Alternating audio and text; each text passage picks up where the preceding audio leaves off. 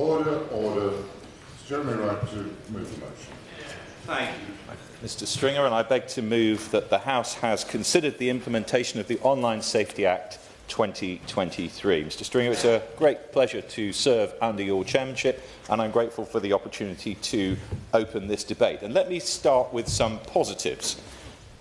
The Online Safety Act is certainly not the last word on the subject, but it is, in my view, a big step forward in online safety, providing a variety of tools which allow the regulator to make the online world safer, particularly for children. I remain of the view that Ofcom is the right regulator for the task, not least because it's able to start its work sooner as an existing regulator and given the overlap with their existing work, for example, on video sharing platforms. I also have great regard for the diligence and expertise of many at Ofcom who are now charged with these new responsibilities. However, I am concerned that Ofcom appear unwilling to use all the tools that the Act gives them to make the online world a safer place, and I'm concerned that the government appears unwilling to press Ofcom to be more ambitious. Mr. Stringer, I want to explain why I'm concerned, why I think it matters, and what can be done about it. So let me start with what I'm worried about. There was a great deal of consensus around the passing of the Online Safety Act, and all of us involved in its development recognised both the urgent need to act on online harms and the enormity of the task, meaning that the eventual Act doesn't cover everything that's bad online, and of necessity, I think, sets up a framework within which the regulator is required to fill in the gaps and has considerable latitude in doing so. And the architecture of that framework is important.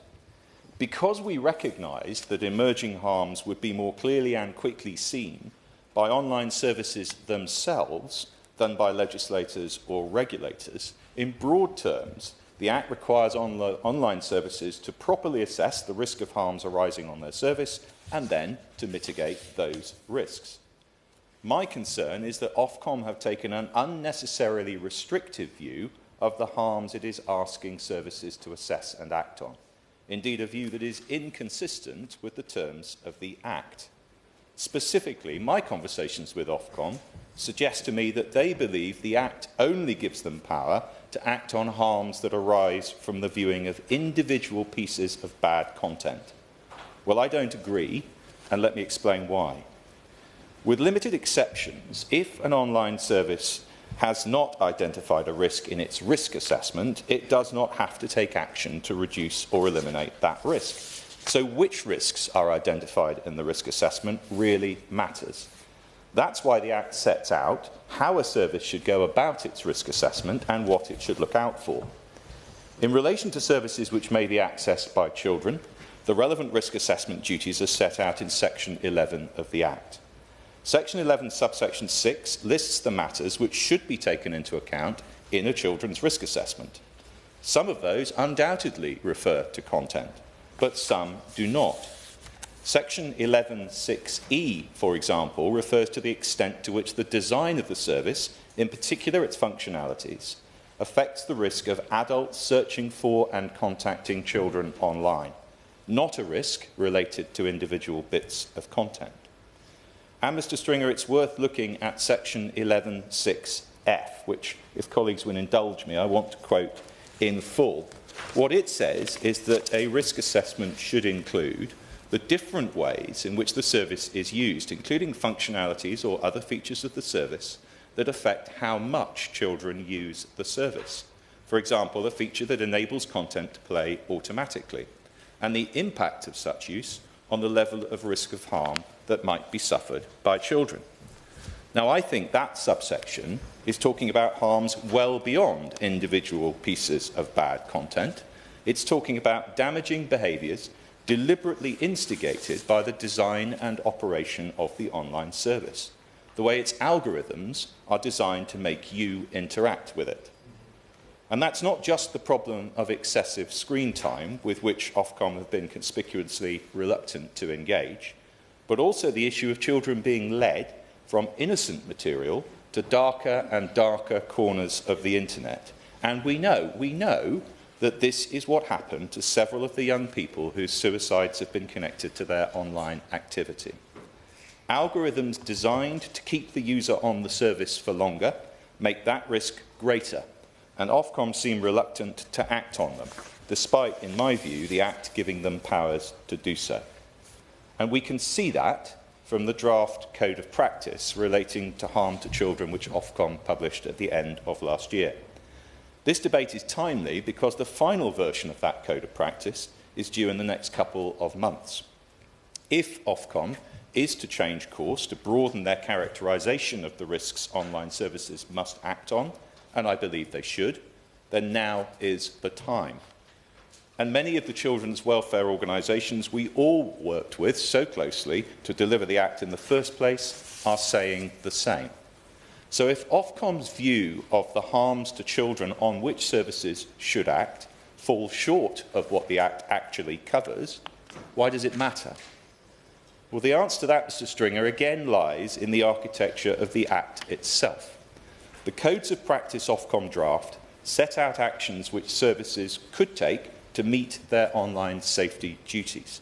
If they do the things set out, they are taken to have met the relevant safety duty, and they are safe from regulatory penalty. So if Ofcom are only asking services to act on content harms in the Code of Practice, it's highly likely that that is all services will do, because it's compliance with the code that provides regulatory immunity.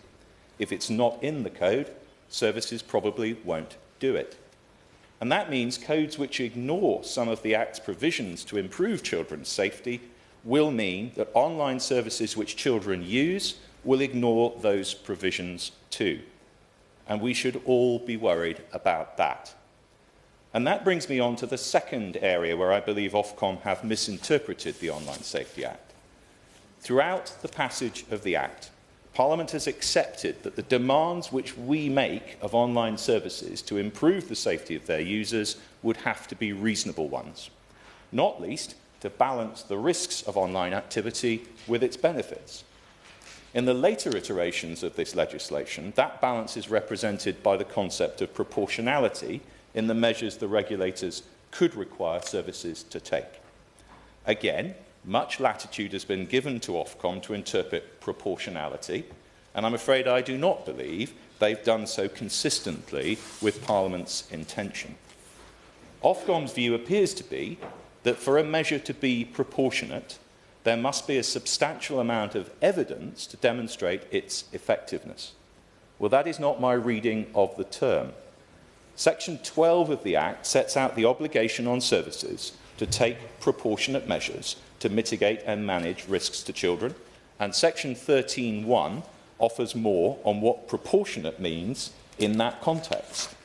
And what 13(1) says is, in determining what is proportionate for the purposes of Section 12, the following factors in particular are relevant. A, all the findings of the most recent children's risk assessment, including as to levels of risk and as to nature and severity of potential harm to children, and B, the size and capacity of the provider of a service. In other words, it seems to me, a measure which would be ruinously expensive or disruptive, especially for a smaller service, and which would deliver only a marginal safety benefit should not be mandated, but a measure which brings a considerable safety improvement in responding to an identified risk, even if expensive, may well be justified. Similarly, when it comes to measures recommended in a code of practice, Schedule 4.2b says those measures must be, and I quote again, sufficiently clear and at a sufficiently detailed level that providers understand what those measures entail in practice, end quote. And at Schedule 4.2c, that recommended measures must be, and again I quote, proportionate and technically feasible, end quote, based on the size and capacity of the service. So, we should not ask anything of services they cannot do, and it should be clear what they have to do in order to comply. That is what the Act says proportionality means. I cannot find in the Act support for the idea that you have to know something is going to work before you try it, in order for that action to be proportionate and therefore recommended in a code of practice. And so, Mr. Stringer, why does this disagreement on interpretation matter? Well, I think it matters because we should want online platforms and services to be innovative in the way they fulfil their safety objectives, especially in the fast-moving landscape of online harms. And I fear that Ofcom's interpretation of proportionality as requiring evidence of effectiveness will achieve the opposite. There will only be an evidence base on effectiveness for a measure that's already being taken somewhere, and indeed that has been taken for long enough to generate that evidence of effectiveness.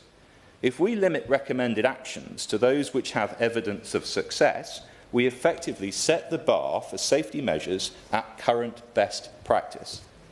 And given the safe harbour offered by measures recommended in codes of practice, that could mean services being deterred from innovating because they only get the protection from doing things that are already being done. Of course. I thank the honourable gentleman for bringing this debate. It's an incredibly important debate. And I think that the other point that he's highlighted in his very good speech so far is that what he's described can also lead to an inconsistency across different platforms and providers. And as a parent of a 14-year-old whose daughter uses a multiple number of different apps and platforms, I want confidence that how one is regulated and the security measures they're taking to keep her safe, and my responsibility as a parent to match that, are consistent across all of the platforms that she might be accessing. And I think what he has rightly highlighted there is that the way Ofcom has interpreted the Act means there are inconsistencies and potential grey areas for those bad faith actors to exploit, which will ultimately damage all of our children. Yes, I think the honourable gentleman makes an interesting point. I think we have to balance two things, though. We do want consistency, as he suggests, but we also want platforms to respond to the circumstances of their own service and to push the boundaries of what they can achieve by way of safety measures. They are in a better position, as I said, to do so than legislators or regulators are to instruct them.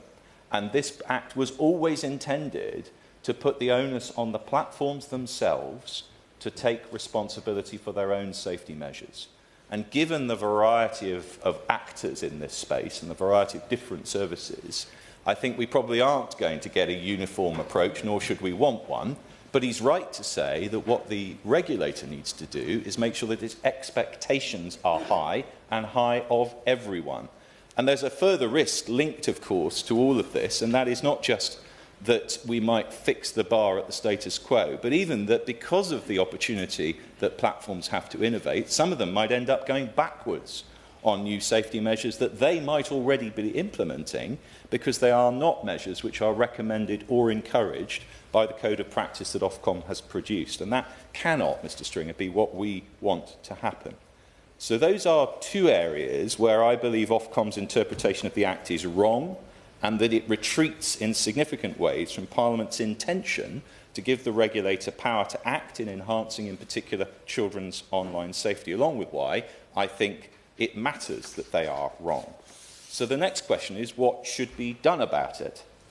Now, I accept, Mr. Stringer, that sometimes as legislators we have no choice but to pass what is framework legislation, with much of the detail on implementation to come later.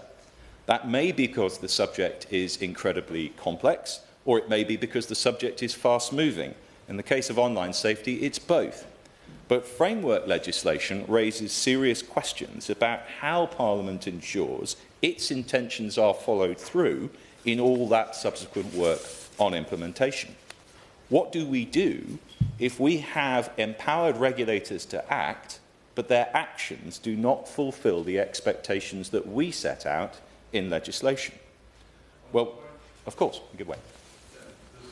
Does the honourable member agree that this is not necessarily just an issue about Ofcom, but an issue about regulators more widely and their ability to be agile, and that are they? Does he believe them to be risk averse more generally, that they take in areas like digital technology that they rely on traditional consultation time periods when the technology is moving way faster than that? Yes, I think the honourable gentleman identifies a real risk in this space, which is that we are always playing catch-up, and so are the regulators.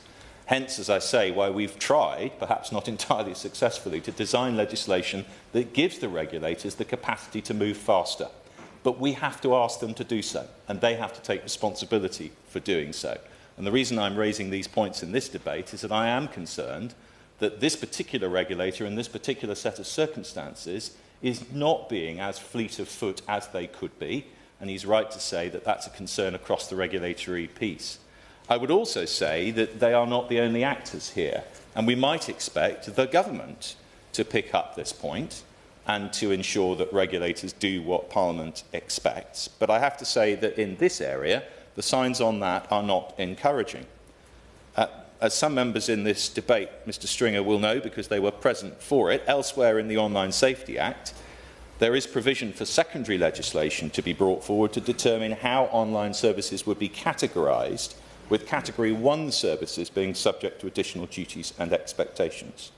Now, this process was discussed extensively during the passage of the Act, an amendment made to it in the other place to ensure that smaller platforms with high incidences of harmful content could be included in Category 1 along with larger platforms. Now, that's an important change because some of the harm we are most concerned about may appear on smaller specialist platforms or go there to hide from the regulation of larger platforms. Now, the amendment was accepted in this House by the last government and actively supported by the current government when in opposition. I'm afraid, however, that Ofcom have now advised the government to disregard that change, and the government have accepted that advice, bringing forward a statutory instrument to committee on the 4th of February, which blatantly contravenes the will of Parliament and the content of primary legislation. It was a clear test case of the government's willingness to defend the ambition of the Online Safety Act, and the government, I'm afraid, showed no willingness to do so. So if we can't rely on the government to protect the extent of this legislation, and perhaps we shouldn't, because regulatory independence from the executive is important, then who should be doing it? Well, I'm sure the Minister will in due course say that this falls within the remit of the DSIT Select Committee, but with no disrespect whatsoever to that committee, it has a lot on its plate already, and supervision of the fast-moving world of online safety regulation is a big job in itself. And not, by the way, the only such job that needs doing. We've passed, or are in the process of passing, several other pieces of similar framework legislation in this area, including the Digital Markets Competition and Consumers Act, the Data Bill and the Media Bill, all of which focus on regulators' power to act and on Secretary of State powers to direct them. Parliament should have the means to oversee how that legislation is being implemented too. And many of these areas overlap, of course, as regulators have recognised, establishing the Digital Regulation Cooperation Forum to deal with the existing need to collaborate, which of course is only likely to grow with the pervasive development of artificial intelligence. Surely we should be thinking about parliamentary oversight along the same lines, which is why I'm not the first nor the only parliamentarian to be in favour of a new parliamentary committee, preferably a joint committee, so that the expertise of many in the other place can be utilised in order to scrutinise digital regulation. Now, I know the government has set its face against this so far, but I hope that it will reconsider. Mr. Stringer, my final point is that there is urgency in this. The Children's Safety Code will be finalised within weeks, and when it is, it will set the tone for how ambitious and innovative, or otherwise, online services are going to be in keeping our children safe online. We should want the highest possible ambition, not a reinforcement of the status quo. Now, Ofcom will say, and have said, that they can always do more in future iterations of the codes. But realistically, the first version of the code will stand for years before it is revised. And there will be many missed opportunities to make a child's online world safer in that time. It is, I'm afraid, even less likely that new primary legislation will come along to plug any gaps any time soon. I signed off, Mr. Stringer, as the responsible Secretary of State on the Online Harms White Paper in 2019. Here we are in 2025, and the Online Safety Act is still not yet fully in force. We have to do the most we can with the legislation we have, and I fear that we are not. Given the efforts that were made all across this House and well beyond it to deliver the best possible set of legislative powers in this vital area, timidity and lack of ambition on the part of ministers or regulators, leading to a pulling back from the borders of this Act, is not just a challenge to parliamentary sovereignty, it is much more importantly a dereliction of duty to the vulnerable members of our society whose online safety is our collective responsibility. There is still time, Mr. Stringer, to be braver and to ensure that the Online Safety Act fulfils its potential. That is what Ofcom and the government need to do. Yeah, well done.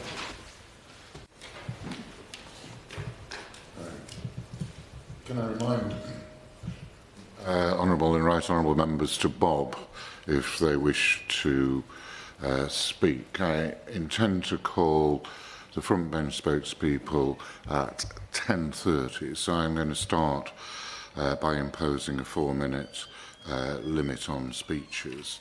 That gives very little scope for interventions, but that's up to honourable members, but I may have to reduce the time limit.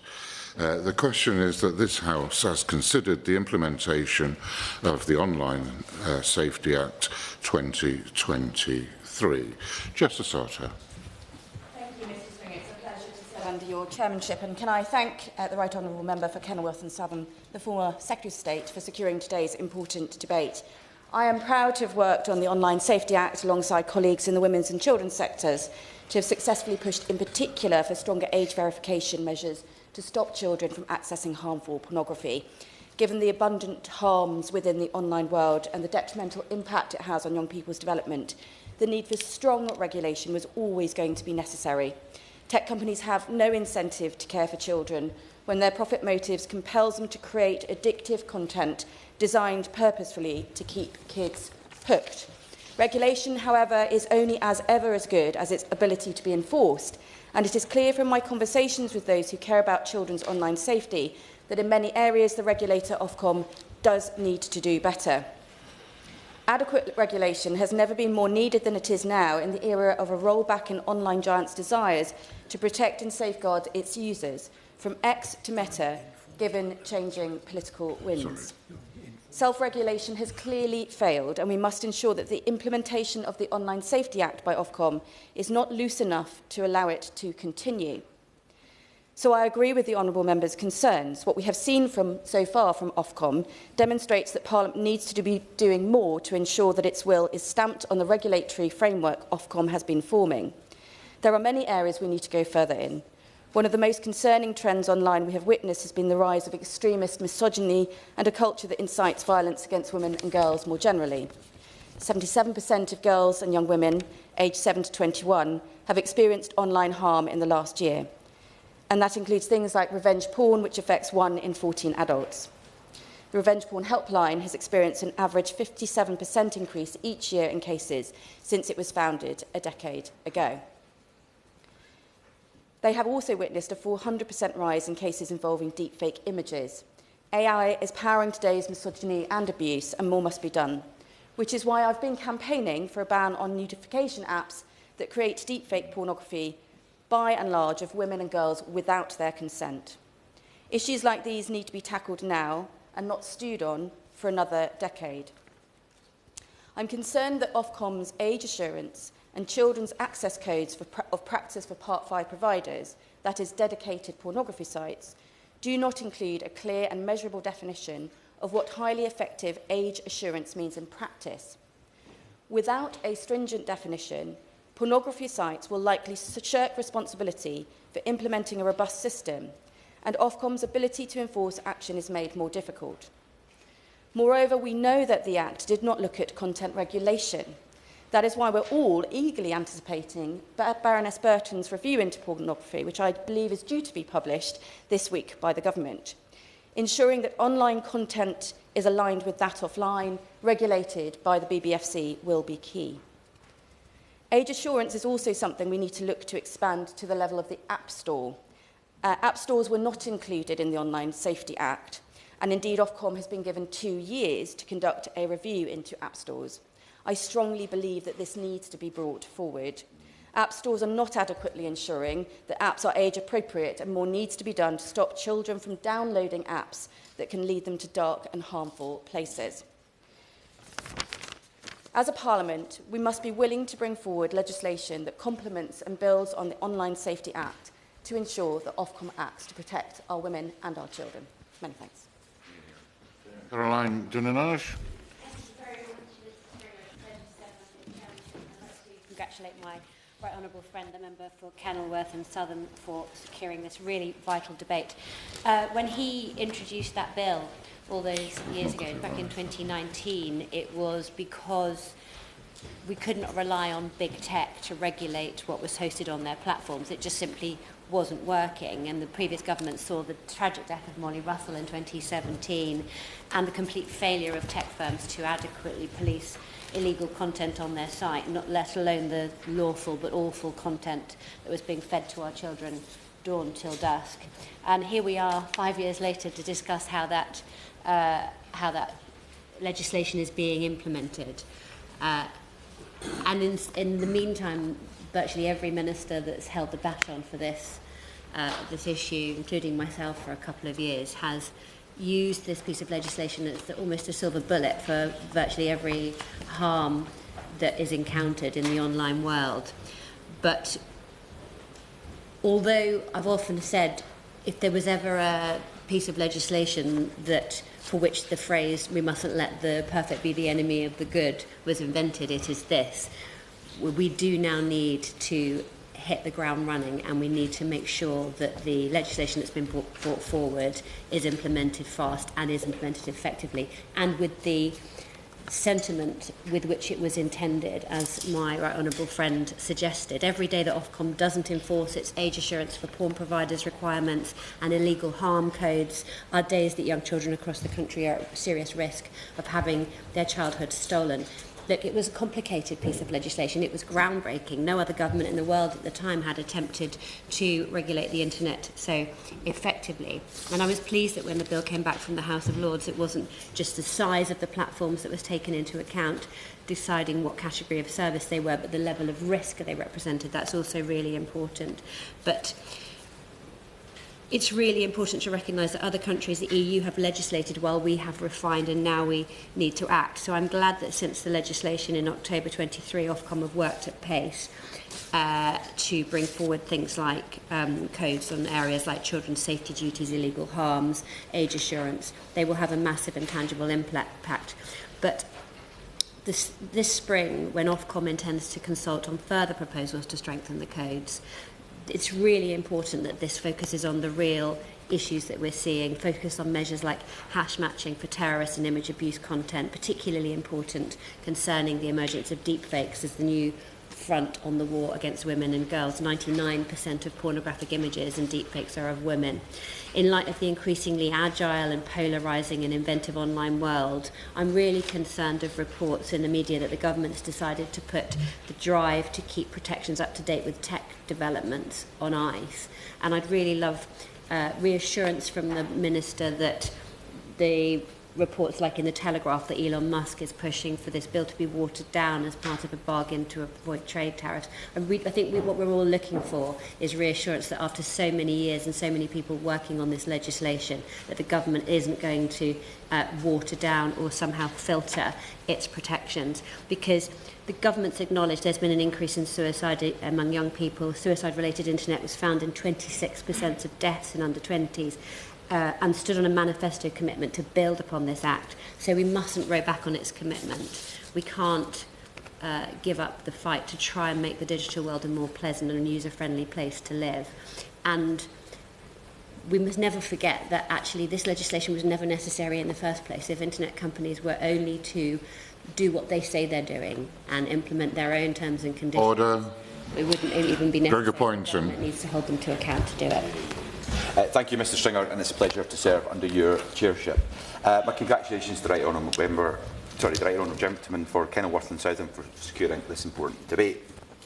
Online safety and the well-being of our children and young people in digital and online spaces are an issue that unites many of us in this House, across party and across the country. I speak only on behalf of myself, but however, as chair of the APPG on children's online safety, I believe that this Act is a landmark piece of legislation that has the potential to transform the safety of children and young people in the online world. And I applaud the Government's commitment to creating the safest possible environment for our children, especially in the face of growing dangers that lurk in the online space.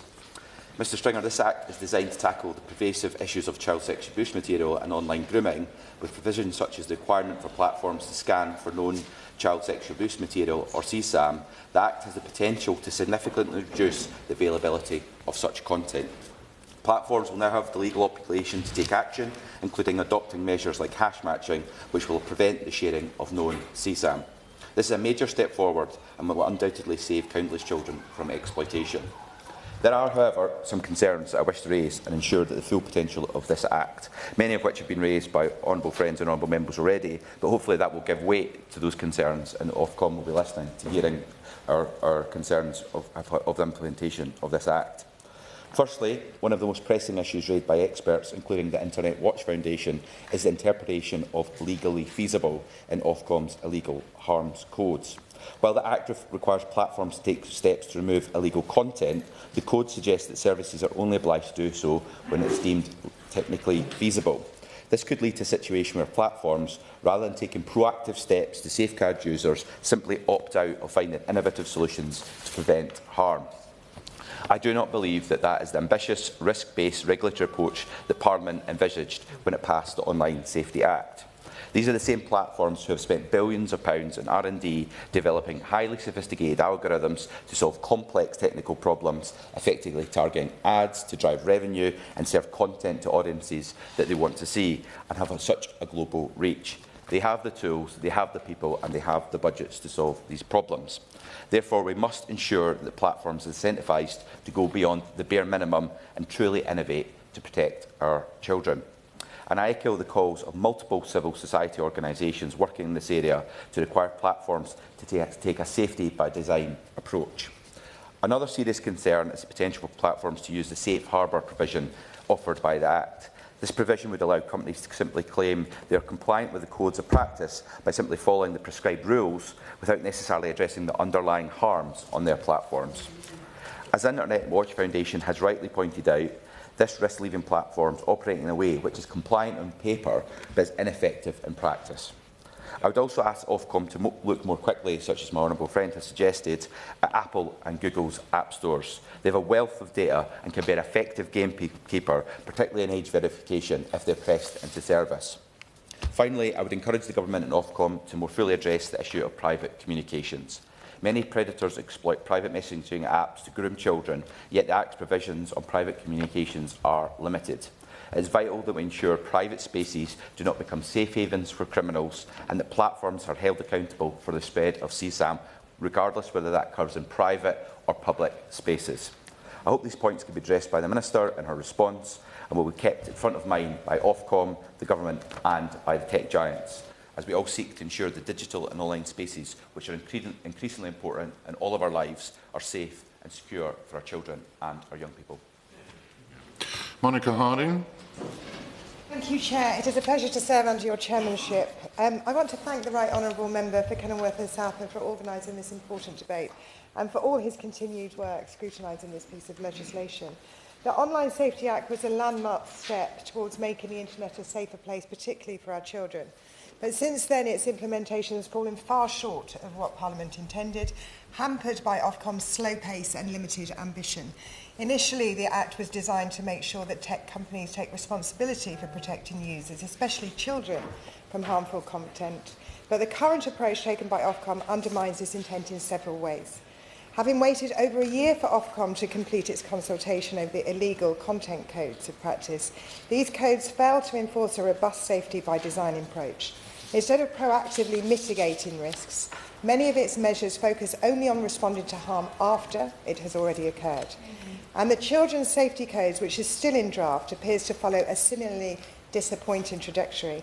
Features such as live streaming, ephemeral content and recommender algorithms, tools that are frequently exploited for online abuse, are also not meaningfully addressed in the current framework. And the Act has significant shortcomings in that it is also allowing companies to be deemed compliant simply by following Ofcom's codes, regardless of whether their platforms remain unsafe in reality. This means tech giants are permitted to hide behind a regulatory shield rather than being forced to address known risks on their platforms, all while children continue to be exposed to harm. The Act was also explicit in requiring protections tailored to different age groups. But as Ofcom has implemented the Act, a 7-year-old and a 17-year-old are treated as if their online safety needs are identical. In doing so, Ofcom has fundamentally failed to recognise how children's development affects their online experiences and their vulnerabilities. And of course, the action on fake and anonymous accounts has been slow and weak. This was a huge area of focus for parliamentarians before the Act was passed, and Ofcom itself identified this as a major risk factor in crimes such as terrorism, child sexual exploitation, harassment and fraud. But as we approach 18 months since the Act's passing, there has been no change for UK users, and instead of prioritising verification measures, Ofcom has pushed them to a later phase of implementation, delaying real action until at least 2027. This is unacceptable, especially when Ofcom's own research shows that over 60% of 8 to 11-year-olds are active on social media despite existing age restrictions prohibiting this. The government and Ofcom delays in introducing user identity verification measures are unacceptable because the harms associated with fake and anonymous accounts are deeply personal and painfully real, with millions of Britons suffering from online abuse, scams and harassments each year. So I hope the Minister today can provide a robust explanation for the timidity and the delay and rule out any suggestion that the delays are a result of lobbying pressures from platforms. I'd also add that the best assurance she can give this to parliamentarians today would be a commitment for verification measures to be brought forward to 2026 so that UK internet users are better protected. So in short, the Minister today can recognise how urgent it is to take the following action. Ofcom must revise its codes to require proactive risk mitigation.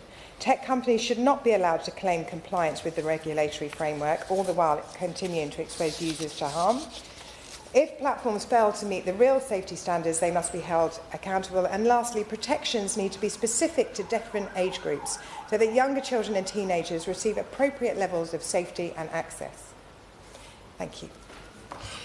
Alistair Thurn. It's a pleasure to serve under your chairship, and I want to thank the Honourable Member for Kenilworth and Southam for securing this really important debate. I think his contributions highlighted why he will continue to be a really important voice as we go forwards as a Parliament in ensuring we're doing everything we can to keep young people safe online. For a long time now, as a Parliament, we've regulated to keep young people safe from a whole host of harms, often tangible, often physical. The precautionary principle has been front and centre, almost to a fault sometimes, people might argue, in making sure that we're doing everything we can to keep young people safe from harms that they just simply shouldn't be being exposed to. It's clear, though, that looking at online harm, that precautionary principle just simply hasn't always been there. Now, there are a range of reasons for that. I hope honourable members won't mind me highlighting that probably for many of us, the online world wasn't quite such a big presence of our lived experience growing up. And equally, when it comes to legislating on the online world, given the more recent nature of some of the developments there, the evidence base is already going to be inherently slightly more limited. So we have to be confident in that principled risk-based approach to acting, but acting when we know it's right. And we have to know action in this space, and more urgent action in this space, is the right thing to do. It is impossible not to be moved by the testimony of parents who've gone through some of the most heartbreaking tragedies as a result of our historic inaction on this. Just as it's impossible for me not to be stirred to act when I go and visit schools of all ages and pupils consistently raise with me their own fears, their own concerns about what they're being exposed to online and the impact it's having on them and their mental health. Now, other members have quite rightly highlighted some of the shortcomings of this Act, but I think it's important to note, as the Honourable Member in open debate pointed out, the urgency of using the tools we have available to us now, given our historic action on this. And with that, making sure that we have the strongest possible implementation of this Act, and that means the strongest possible children's code from Ofcom, is going to be front and centre. Now, as other colleagues have highlighted, there are a whole host of ways I think Ofcom has been far too conservative and limited in its interpretation of the powers Parliament has given it in bringing forward the Children's Code and its wider approach to the Act. As Five Rights and others have highlighted, the approach of focusing purely on content rather than design and features means a whole host of harms very explicitly called out in the Act aren't affected. There's nothing more tragic than the story of Molly Rose and the foundation set up in her name, and they are very clear of the role that algorithms, doom spiralling, and consistently pushing young people towards some of those harmful possible content for them at their age played in what happened to her and to far too many young people right across the country. Indeed, Parliament was very explicit in section 11(6)(f) of the Act in making clear that these features should be considered.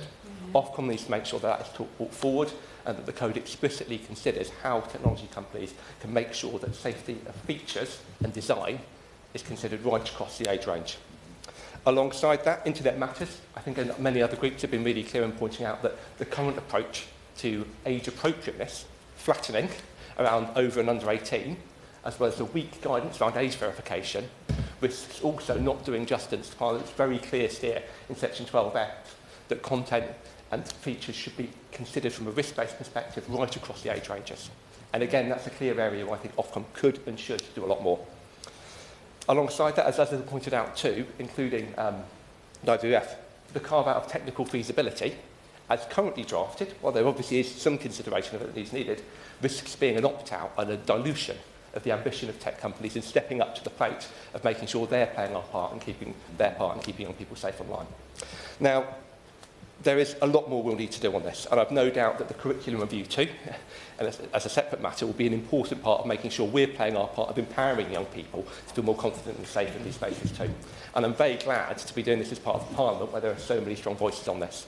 But given the urgency of this, I really do hope we can make progress between now and the Children's Code to ensure that we're meeting the need of this moment fully. Jim Shannon. Chairman, thank you very much, and a pleasure to serve under your chairship. And can I, first of all, congratulate the honourable member for Kenilworth and Southam for introducing the debate. I think I would like to put on record my thanks to him in particular for all that he's done over the years, because we all recognise that, and he's a deep interest in the subject matter, which was illustrated, by the way, his contribution to set the scene. It was done with lots of effect. Not that anybody else didn't do it, by the way, okay, but just to say the honourable gentleman had done that exceptionally well. The Office for National Statistics revealed that 83% of 12 to 15-year-olds now own a smartphone, a phone with full internet access. They use them for school. Parents use them to keep an eye on their children through the location services that are available on the phone. And there's a world of good that can be done with the phone. However, we're all aware that there also is a world of harm. When I was a boy, the bullies' power left when we left the school gates. Now the reach is vastly extended, and children's mental health is a price to be paid when it comes to that. I've spoken on many occasions on this issue, on the Act in this House, and I believe that we do absolutely need a new online world, a safe world for our children. Cyberbullying, grooming and online exploitations are real, and as I highlighted in November in the last debate, the Police Service of Northern Ireland revealed that in 2023, crimes involving children being contacted online by sexual predators rose by nearly a third in Northern Ireland. Those are absolutely worrying figures. This is astronomical, and when I think of how vulnerable and precious our children are, my heart always aches at the number of children whose innocence has been taken from them at an early age. The joy of childhood comes from the magic of innocence, Mr. Chairman, and anyone who takes this is guilty of a crime, whether by touch or online, and the entire purpose of this Act is to protect us, and I believe we must see a full implementation. More than 3/4 of people saw self-harm content online for the first time at the age of 14 or younger, and individuals with a history of self-harm report being 10 years old or younger when they first viewed it. And the fact is that without strict controls, very strict controls, children of any age can view things that simply aren't appropriate for, I said, their wee minds of any age. I'm a great believer that it's a parent's job to do all they can to provide for their child the love, the safety, the food, the clothing, and now more than ever, this is harder to do in a world that parents can't access. I speak as a grandparent who doesn't have the ability to do the things that the others can do. I know that this unlimited world of access to unknown things, and I'm thankful that back home the Minister for Education, my colleague Paul Gibbon, is attempting to send the message that access to online does need to be curtailed by investing, as he has as Minister, in a pilot scheme for pouches that children put their phones into whilst in schools. that prevent the access, and that means less distraction as well. But more than this, it also ensures that children begin to learn that their phone does not need to be at their fingertips or at their ears. In fact, Mr Chairman, perhaps maybe we all as adults need to remember that as well, because let's be honest, well, in the PMQs today, you look across the chamber, where will we all be? Well, I speak as one probably looking at our phone. We shouldn't be. We should be concentrating in the chamber. The message being sent to children is the most important thing, and we hopefully is something that they can take into their working life. You can switch it off and not access these things, learn to reconnect with the real world in front of you, and I congratulate my Minister for doing that. I commend the Honourable Member for Kenilworth and Southam for his continued and solid work he has put into this legislation. Children throughout the United Kingdom of Great Britain and Northern Ireland will be safer and happier for it. I often feel we have one job as a parent, to protect our children and our future. This legislation will hopefully play a part in helping parents to protect their most treasured part of their life. And for that, I always support that. Thanks so much. Lola McAvoy. Thank you, Mr Stringer. It's a pleasure to serve under your chairmanship, and I want to pay tribute to my right honourable friend for Kenilworth and Southam for his exceptional work in this area and his collegiate approach on this issue. So, in the interest of time, I'm going to dive straight into the detail on the things that Ofcom are at risk of failing on with the implementation of their children's codes.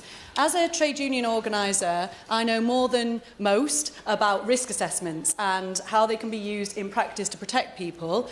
A static risk assessment, as is required by the Act, will be something that's used to assess the risk at that time, and then will be legally required to be updated or checked upon within a year after its first issuance. Now, a static risk assessment will assess that risk broadly, and if the online platforms adhere to the risks that they assessed at that time, they will be in keeping with the legislation. They'll be given safe harbour, as has already been covered. This is not sufficient for the cohort of people using the platform at this time, and we absolutely must get the children's codes that are being published in April to include the use of a dynamic risk assessment. A dynamic risk assessment is used by the Ministry of Defence, is used by the NHS, is used by several other work environments where the cohort that you are working with is vulnerable or at risk of injury or harm, and or where the staff are at risk of injury from the work that they're carrying out.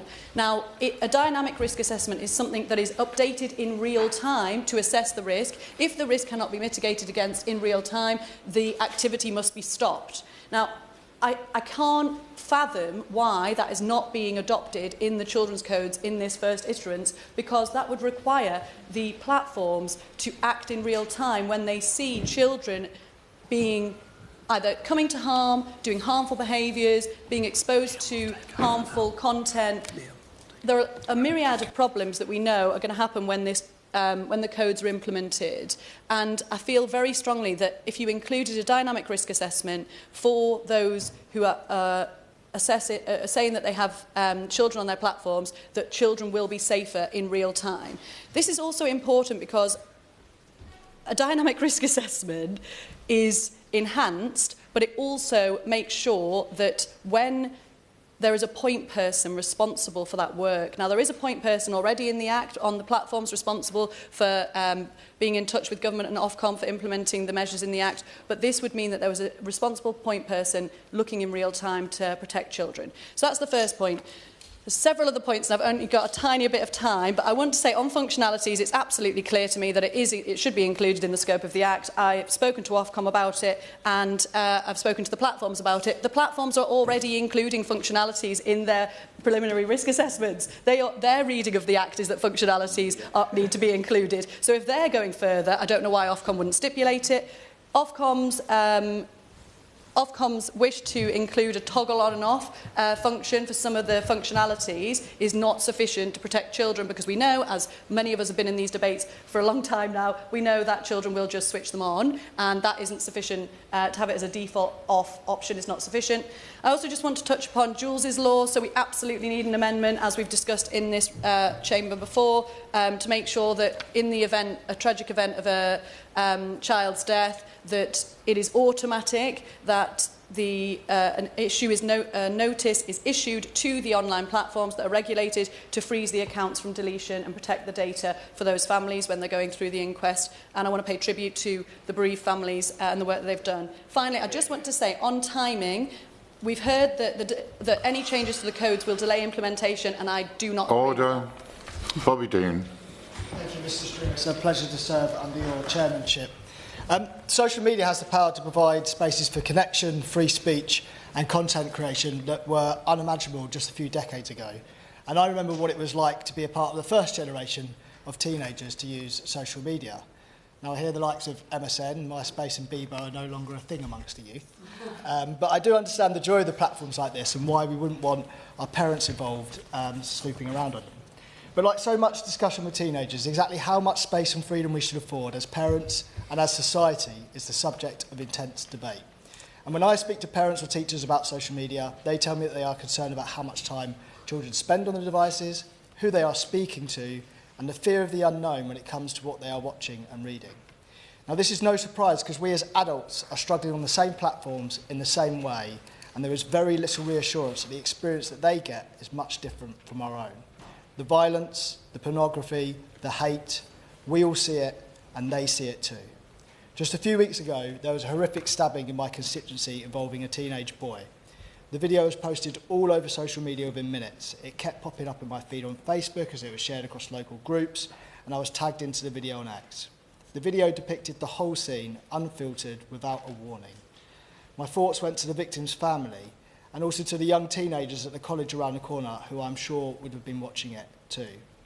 Now, I don't think it's my imagination. It wasn't long ago that a video like this simply wouldn't have got around as quickly and as frequently as it did. It would have been taken down, at least eventually. But with the purposeful rolling back of moderation by the giants like Meta and X, violent content is not just becoming more frequent, it's becoming normalised. And how have we got here? Well, I think ultimately it's because we have allowed the tech giants to become too powerful, with regulation arriving too slowly and without enough teeth. Once upon a time, the greatest minds took up careers in law and medicine, but now the big money and prestige is in big tech, an industry that on the face of it sells us nothing. We don't pay their services with money, we pay for it with our attention. And the longer that they can keep us looking at their platforms, the more ads we see and the more money they make. And so we get the world's most talented people working out the circuitry of our brains and creating products that are by design addictive. What we look at does not matter as long as we are looking. And so there is no inherent commercial incentive to fix the problem of dangerous and harmful content.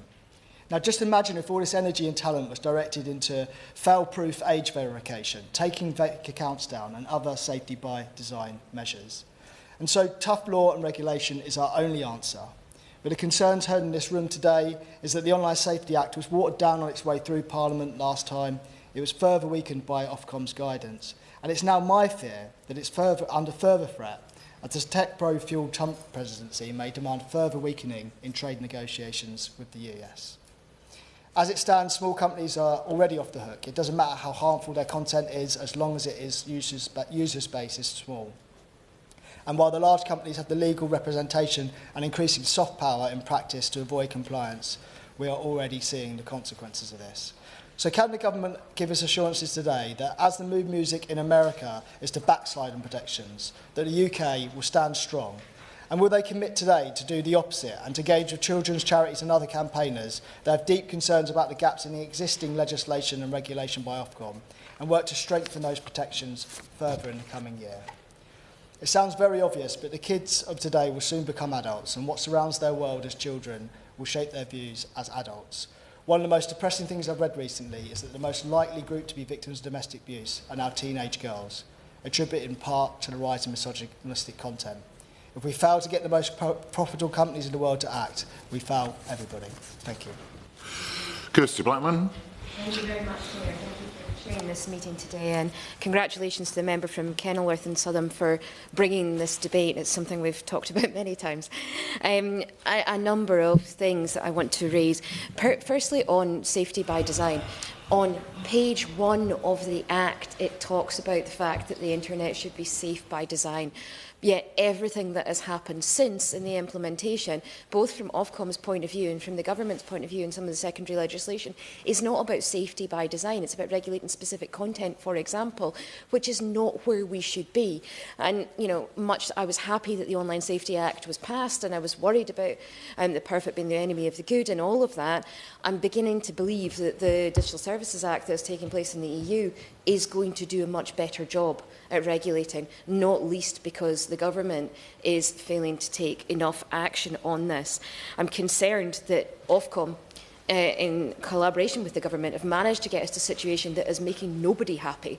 It's not helpful for some of the tech companies, for example, in terms of the categorisation, because of the fact that the categorisation for Category 1 is set only on the basis of the number of users. It means that suicide forums, eating disorder platforms, doxing platforms, live streaming platforms where self-generated child sexual abuse material is created are subject to exactly the same rules as a hill-walking forum that gets 3 posts a week.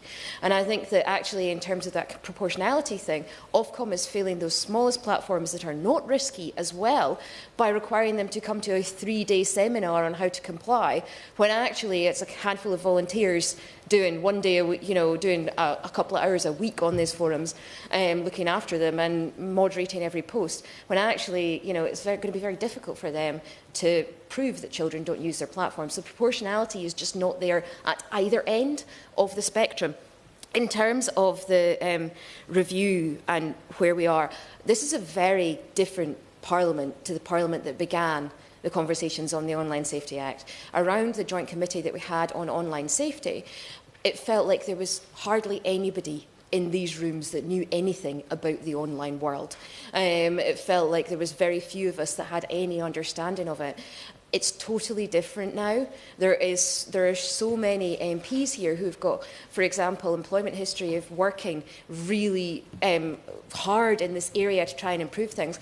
And I think we are genuinely at the position now where, as the member from Kenilworth and Southam said, we have so much expertise in these rooms that we could act in terms of having a look and ensuring that the regulation, that the legislation is working properly. Rather than having to bring debates on this constantly, the government could rely on some of our expertise. It wouldn't have to take on every one of the recommendations that a joint committee, for example, created, but it could rely on some of the expertise and some of the links that we've made over the years that we've been embedded in this in order to actually make those good decisions so that we do have some level of safety by design.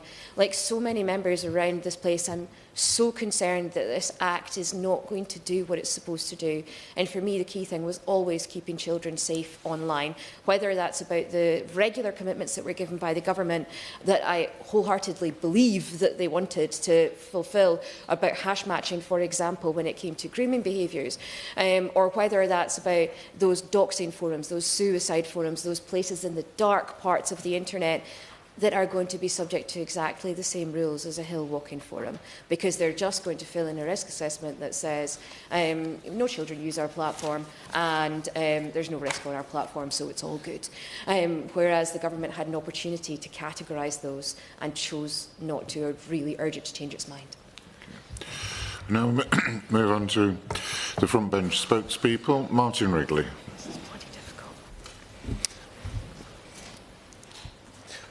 Thank you, Mr. Stringer. It's a pleasure to serve under your chairmanship, and I'd like to congratulate the Right Honourable Member from Kenilworth and Southam for bringing forward the debate today. We've heard some consistent themes coming through. Consistent themes including some misinterpretation, perhaps, from Ofcom of what the bill is intending from this House. We've heard the importance of the Ofcom Code of Practice and how that is constructed and how that drives behaviour of the online platforms. And we've heard the importance from the member for Stoke-on-Trent of conformity across different platforms. And we've heard that regulators may not be fulfilling the expectations of this House. We also heard from the Right Honourable Member from Gosport that this does not cover, or we heard about the lawful but awful content, and we should not let the perfect be the enemy of the good. I think there is a feeling that the bill does what it does, but the interpretation has not been what was hoped for, and there is still much more to do.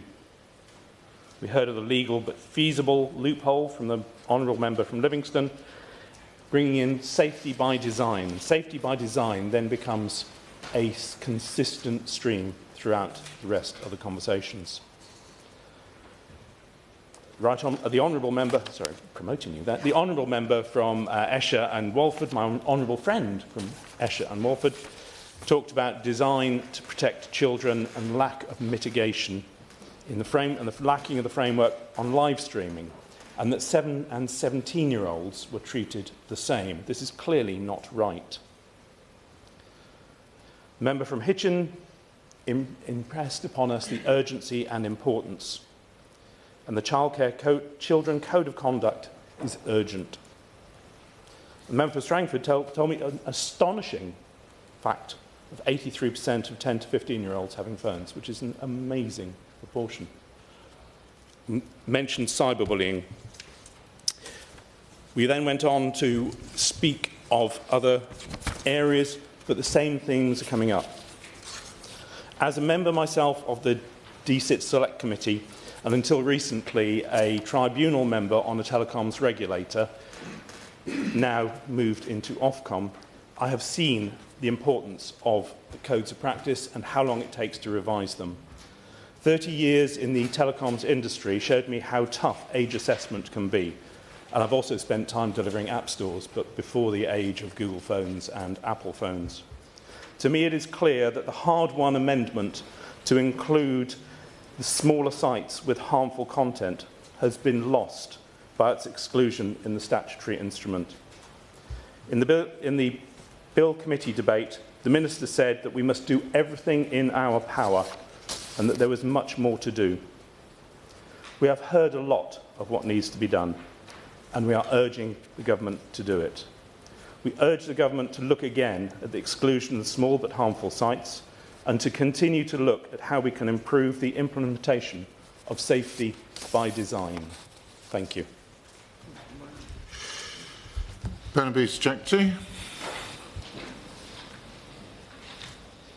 It is a pleasure to serve under your chairmanship, Mr Stringer. I also want to thank my right honourable friend, the member for Kenilworth and Southam, for securing this timely debate. His wealth of knowledge on this topic is clear, and his voice in pursuing the most effective iteration of this legislation has been constant. The previous government passed the world-leading Online Safety Act. That Act places significant new responsibilities and duties on social media platforms and search services to increase child safety online, something that all members here can agree upon. Platforms will be required to prevent children from accessing harmful and age-inappropriate content and provide parents and children with clear and accessible ways to report problems online when they do arise. The evidence base is growing stronger. Social media is adversely impacting our children's mental health. The Royal Society for Public Health say that around 70% of young people now report that social media increases their feelings of anxiety and depression.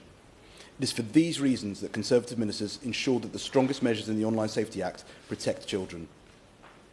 The Online Safety Act places duties on online platforms to protect children's safety and put in place measures to mitigate risks. Platforms will also need to proactively tackle the most harmful illegal content and activity. Once enacted, the legislation will create a new regulatory regime to significantly improve internet safety, particularly for young people. It will address the rise in harmful content online and provide new powers to Ofcom to fulfil the role of the independent regulator. But fundamentally, the Act will ensure services take responsibility for ensuring their products are safe for their users. I note that the government said that it is prioritising work with Ofcom to get the Act implemented swiftly and effectively to deliver a safer online world. But I recognise the concerns of parents and campaigners who worry that children continue to be exposed to harmful and age-inappropriate content every day until these regulations come into force. And I wonder if the Minister could acknowledge those concerns in her remarks. The Online Safety Act gives certain internet services new duties to protect users from illegal content on their services. The purpose of those illegal content duties is to require providers of user-to-user services and search services to take more responsibilities for protecting UK-based users from illegal content and activity that is facilitated or encountered via their services. In December, Ofcom published its finalised Illegal Harms Codes of Practice and Risk Assessment Guidance. The Codes of Practice describe the measures services can take to fulfil their illegal content duties, and those codes recommend that providers of different kinds and with different capacities take different steps, proportionate to their size, capacity and level of risk. The Code recommends measures in areas including user support, safety by design, additional protections for children and content moderation or de-indexing. Many of the measures in the draft codes are cross-cutting measures, which will help to address all illegal harms. Certain measures are targeted at specific high-priority harms, including child sexual abuse material, terrorism and fraud. For example, these include measures on automated tools to detect child sexual abuse material and for establishing routes so that the police and the Financial Conduct Authority can report fraud and scams to online service providers. Included measures will also make it easier for users to report potentially illegal content. Ofcom has also published its guidance on how providers should carry out risk assessments for illegal content and activity. Providers now have 3 months to complete their illegal content risk assessment. So could the Minister update the House as to whether the completion of the risk assessments will coincide with the Codes of Practice coming into force? Another important milestone was the publication of Ofcom's Children's Access Assessment Guidance last month. Services will have to assess whether their service is likely to be accessed by children, and once the protection of children's codes have been finalised by the summer, put in place the appropriate protections. These are known as age assurance duties. All services that allow pornography must implement highly effective age assurance to ensure that children are not normally able to access pornographic content by July at the latest.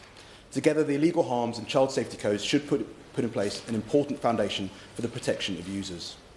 For example, children will be better protected online, with services having to introduce robust age checks to prevent children seeing content such as suicide, self-harm material and pornography, and tackle harmful algorithms. Further, illegal content, including hate speech, terrorist content and content that encourages or facilitates suicide, should be taken down as soon as services are aware of it. Women and girls will be better protected from misogyny, harassment and abuse online. The Government has said that it is keen for Ofcom to use its enforcement powers as the requirements on services come into effect to make sure that the protections promised by the Act are being delivered for users. The Samaritans have called on the Government and Ofcom to fully harness the power of the Online Safety Act to ensure people are protected from this dangerous content.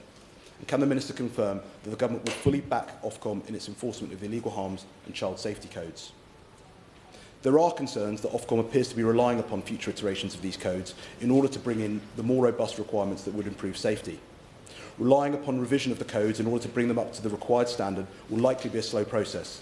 The requirement to implement initial codes and guidance is significant and is unlikely to allow capacity for revision. Furthermore, the ability of the Secretary of State to stipulate such revisions will hamper that. To that end, it is essential that the first iteration of the Codes of Practice is robust enough to ensure without the need for revision in the short term. Whilst this may be difficult to achieve in an environment which moves as quickly as the digital space, it must be strived for, lest we end up with legislation that does not hold online platforms to account and does not protect victims of online harm as it should. As legislators, we have a responsibility to ensure the online world is a safe place for our children. We also have a responsibility to ensure that online platforms take their obligations seriously. I am pleased the previous Government's Online Safety Act delivers on both these points. I urge the Minister to ensure it is fully implemented as soon as possible. Just before I call the Minister, we have gained a considerable amount of time because of the discipline on interventions and short summer speaks. So if I can ask the Minister to ensure that there is a small amount of time at the end for the proposer to wind up. Minister. Thank you, Mr Stringer, and it's a pleasure to serve under your chairmanship. Can I start by thanking the member for Kenilworth and Savin on securing this debate on the implementation of the Online Safety Act. And I know he's been following this bill throughout and has voiced criticism of every minister throughout the passage of this bill, even his own government ministers when the bill was watered down or delayed. So I expect him to hold all of us that he can as it's going through passage. I am grateful to him and all the honourable members who have spoken this morning and made contributions. The government shares the members' commitment to keeping users safe online, and it is crucial that we continue to have these conversations about how best to achieve this goal. The Online Safety Act lays the foundations for strong protections against illegal content and harmful material for users online. It addresses the complex nature of online harm, recognising that harm is not limited to explicit content and extends to the design and functionality of online services. Now, we know that this legislation is not perfect, and I hear it at every debate when we discuss this, but we are committed to supporting Ofcom to ensure that the Act is implemented quickly as this is the fastest way to protect people online. 2025 is the year of action for online safety, and the government is already taking a number of steps to build on Ofcom's implementation of the Act. In November this year, the Secretary of State published the draft statement of strategic priorities for online safety. This statement is designed to deliver a comprehensive, forward-looking set of online safety priorities for the full term of this government.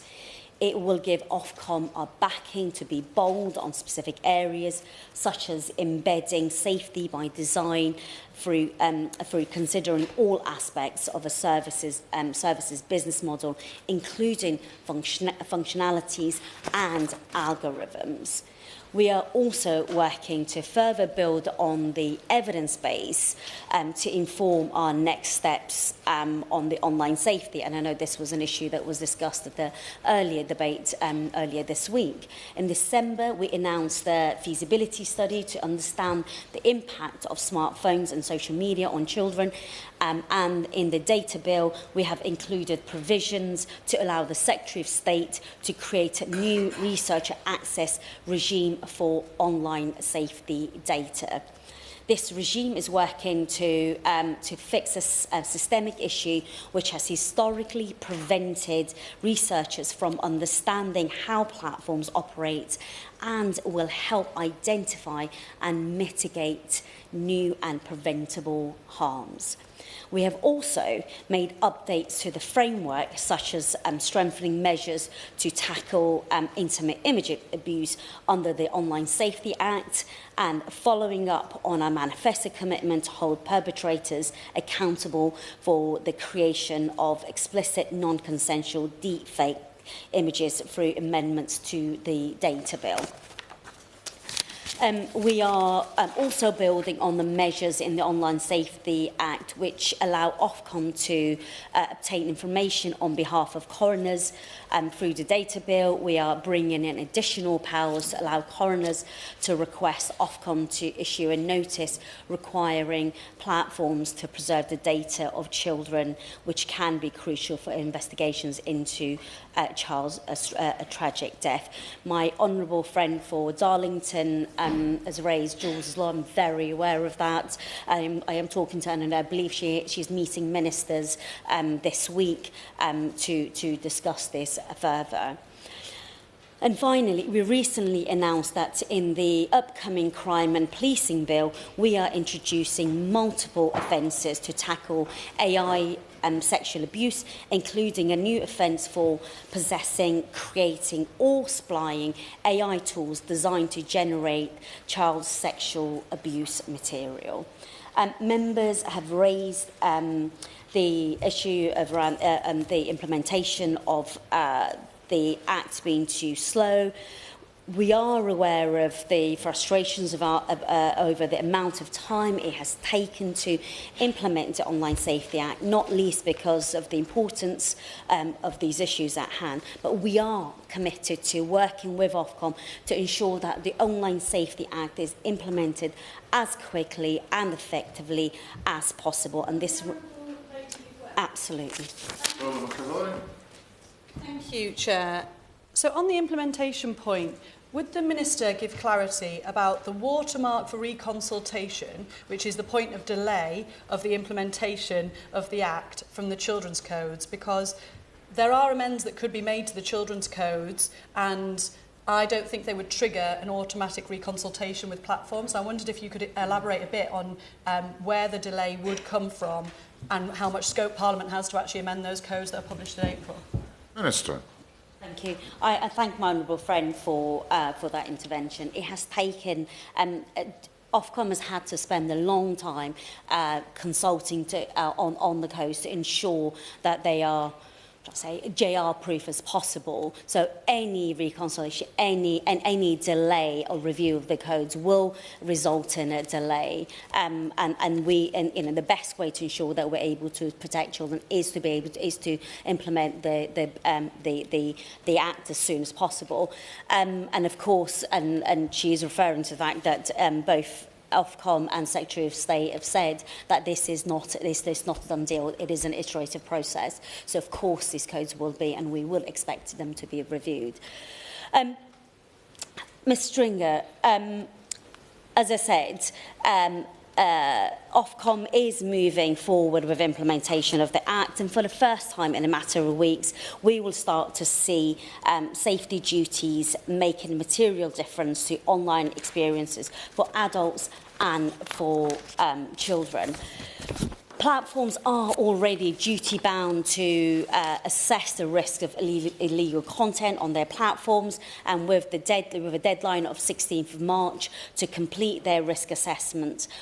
And once the legal harm codes come into effect from 17th of March, Ofcom will be able to enforce the illegal safety duties. And shortly following this, in April, Ofcom will publish the child safety codes and associated guidance, starting the clock for services that assess the risk of content harmful to children on their platform.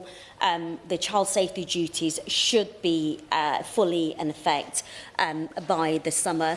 My honourable friend for Darlington also raised the issue of dynamic risk assessment. I understand that she is in conversation with Ofcom and with this, and I believe she's discussing this with ministers as well. So I'll wait for the outcome of those discussions. As I said, this will bring the implementation of the Act will bring long overdue measures such as preventing children from accessing pornography and legal content, encouraging suicide, self-harm or eating disorders. I have heard concerns raised by honourable members regarding Ofcom's approach, particularly in relation to harmful functionalities and safety by design. We understand that there is still a lot of work to be done, which is why the Secretary of State's Statement of Strategic Priorities places a high importance on safety by design. However, it is important not to lose sight of the positive steps we expect to see this year under the Act. For instance, Ofcom's draft child codes already include specific measures to address harmful algorithms, among other safety recommendations. We expect that Ofcom will continue to build on these important measures in the codes. There was issues around whether the government has plans to water down the Act. I can categorically state there are no plans to water down the measures. And the Secretary of State has made it very, very clear that any social media company who wants to operate in our society will have to be to go along with the law of the land. So whatever changes are made in other jurisdictions, the law of the land it will stay. I'm going to come back to the right honourable. Does he want? Well, the Minister may be about to come on to exactly the point I wanted to raise with her, which is about proportionality. Can I ask her to say something about that? I'm particularly keen to understand whether the government accepts Ofcom's understanding of the term. In other words, that proportional measures are those measures which can be evidenced as effective. And the reasons I gave why I'm concerned about that. But I want to understand whether the government believes that's the correct interpretation of the term proportionality. Minister. I thank the Honourable Member for that intervention. I was actually going to come on to the point that he raised around the Digital Regulation Committee. And I've had a brief conversation with him about this, and I agree with the importance of parliamentary scrutiny of the implementation of online safety. And I do, Online Safety Act, and I do welcome the expertise that members of both houses bring. And select committees are a matter for the House, as he's aware, but we will continue to work with the House of Lords Digital and Regulation Committee and the House of Commons Science Innovation Technology Committee to support their ongoing scrutiny, as well as other parliamentary committees who may have an interest in the Act. The Act requires the Secretary of State to review the effectiveness of the regime 2 to 5 years after legislation comes into force. We will ensure that Parliament is central to that process. But I will say I will encourage him to continue to raise this with the right people. I wanted to come on to the apps which every single, most members have raised in the room. Ofcom will have a duty to publish a report on the role of app stores in children's accessing harmful content on the apps of regulated services. This report is due between January 26 and January 27. Once this report is published, the Secretary of State may, if appropriate, at the time, make regulations to bring app stores into the scope of the Act. The timing is to ensure that Ofcom can prioritise implementation of child safety duties. As I said, we are. I will have to, sorry, I will come back. I will write to the honourable member on the proportionality, and just want to make sure that I give him the full details about how it's been interpreted by Ofcom and why we agree with Ofcom's interpretation as it sets out.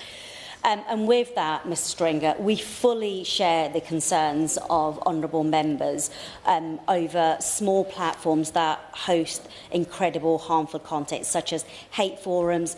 These dark corners of the internet are often deliberately sought out by individuals who are at risk of being radicalised.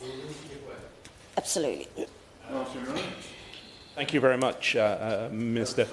If the government fully supports our concerns on the small but harmful sites, can we see the statutory instrument actually reworked to bring them back into Category 1, please, as the bill stated? Thank you. Minister.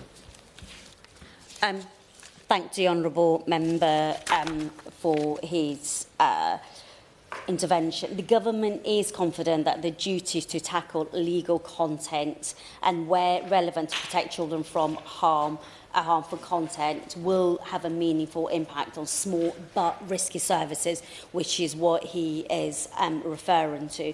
And Ofcom have created dedicated supervision task force for small but high-risk services, recognising the need for a bespoke approach to securing compliance. And this team will focus on high-priority risks such as CSAM, suicide, hate offences that are directed at women and girls. And where services do not engage with Ofcom and where there is evidence of non-compliance, Ofcom will move quickly to enforcement action, starting with legal harm duties from March 17th. So work is being done on that. Mr Stringer, the comprehensive legal safety duties will be applied to all user-to-user forums, and child safety duties will be applied to all user-to-user forums likely to be accessed by children, including these small but high-risky sites. It is these duties which will have the most impact in holding these services to account. And due to the deep concerns at these forums, Ofcom, as said, has created the Small but Risky Supervision Task Force. And for example, Ofcom will be asking an initial set of firms, including smaller sites that possess particular risk, to disclose their illegal content risk assessment by March 31st. Now, the government has been clear that it will act where there is evidence that harm is not being adequately addressed despite the duties being in effect. And we have been clear to Ofcom that they have the government's and Parliament's backing to be bold in the implementation of the Online Safety Act. And we are clear, and we are in clear agreement that this Act is not the end of the road, and Ofcom have already committed to iterating on the codes of practice with the first consultation on further measures being launched this spring. So the government has also remained open-minded as to how we ensure that users are kept safe online, and where we need to act, we will. And to do so, we must ensure that the actions we take are carefully considered and rooted in evidence. So, absolutely. Just very briefly on that point, with the new consultation this spring for the next iterations of the children's codes, will that include consultation with parliamentarians, or is it only solely with platforms? Minister. I suspect any consultation will have to go through Secretary of State, and I'm sure will be debated. We'll come to the House for discussion, but I will happily provide more detail for the honourable member on that. I am grateful to all honourable members and honourable members for their contributions to the debate today, and I am looking forward to working with the member for Kenilworth and Savin going forward, and hopefully can secure the committee that he has been raising. Before I finish, I will give way. I thank the Minister for giving way. Can she please explain what she means when she said Ofcom had to ensure the codes were as judicial review proofed as possible? Surely Ofcom's approach should be to ensure that they protect vulnerable users rather than be judicial review proofed. Thank you. Minister. Thank you. The point I was trying to make was that Ofcom is spending time to make sure that they get the codes right and that they're able to implement those codes and deliver on it as soon as possible without being delayed by any potential challenge. And to make sure that they avoid any challenge is to make sure they get the codes right. And that's why the time is being spent on getting the codes right. Thank you. With that, I finish. Thank you, Mr. Stringer. Jeremy Wright, to wind up. Thank you, Mr. Stringer. I'm grateful to you and to everyone who's spoken in this debate. We've talked already about the consensus that there was in the passage of the Online Safety Act. I think it's fair to say that consensus is broadly still present based on what people have said this morning, and I'm grateful for it. I do think that there is a need to get this Act implemented. I accept what the Minister says about that, and others have made the same point. We do not want to make the best the enemy of the good, and there is always a trade-off between getting these particular mechanisms which we know will protect people online in place as swiftly as possible on the one hand, and on the other hand, making them as extensive and as effective as we can possibly make them. But I do think that given how long it takes, I'm afraid, for Parliament to make change, we do, and I make no apologies for repeating this point, Mr. Stringer, we need to make the best use of the legislation that we have. And I haven't made a case this morning for extending the parameters of this legislation. I've made a case for using the parameters we've already got, that Parliament has already legislated into being, and which we've passed over to the regulator for them to use. And I accept that all regulation, all legislation, isn't passed for effect. We do it so that it can work. We do it not to make ourselves feel better, but to make the lives of our constituents better. So the usability of all of this, the Minister is absolutely right to say, is at the heart of what we should be interested in. And I accept the point the Honourable Lady makes that Ofcom shouldn't be predominantly focused on insulating itself from judicial review. I have to say, as a former law officer, I think that's an impossible task anyway. This legislation and the regulation that follows it will be challenged The online platforms have every incentive to challenge it. We can't be so terrified of that prospect that we're unwilling to extend the parameters of that regulation as far as we believe they should go. So that is why I think everybody needs to be a tad braver in all of this. And finally, I simply want to repeat the point that I think many of us have made, which is we need as Parliament to have a way of keeping our eye on what is happening in this space. These debates are great, but shouting at Ofcom through the loud hailer of Westminster Hall is not as effective as a committee set up to do this in a more structured and, frankly, a more productive and consensual way. So that is the gap that I think exists in the landscape of parliamentary oversight. And it is a gap which, as we develop more and more digital regulation, as we have to, and as AI advances, we will have to fill. I simply say to the government that filling it sooner rather than later would be wise. The question is that this House has considered the implementation of the Online Safety Act 2023. As many as are of that opinion say aye. Of the contrary, no. I think the ayes have it. Order, order.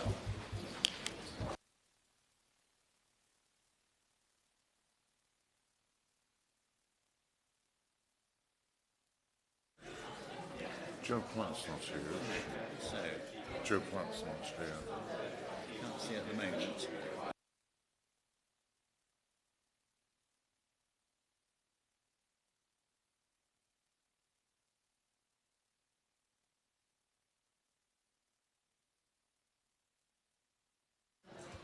Can honourable members please leave? We need to start the next debate.